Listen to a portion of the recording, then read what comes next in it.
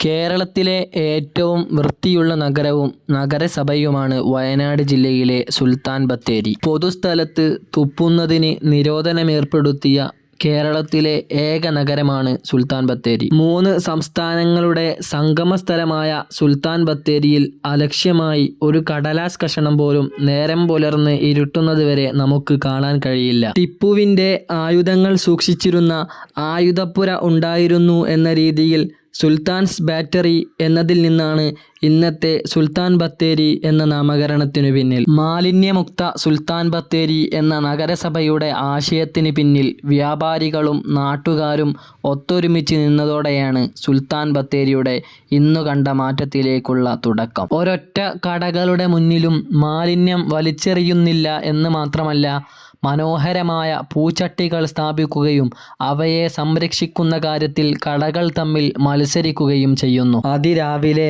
3 മണിയോടെ തന്നെ ഉണർന്നു തുടങ്ങുന്ന സുൽത്താൻ ബത്തേരിയിൽ തൊഴിലാളികൾ അടിച്ചുവാരി വെടിപ്പാക്കി നേരം പുലരുമ്പോഴേക്കും ഈ നഗരത്തെ അണിയിച്ചൊരുക്കും. യാത്രക്കാരും മുതിർന്നവരും കുട്ടികൾ പോലും ഒരു മിഠായി കടലാസ് പോലും വലിച്ചെറിയാതെ വൃത്തിയുള്ള ഒരു സംസ്കാരം ഈ തെരുവിൽ നിന്നും പഠിക്കുന്നു.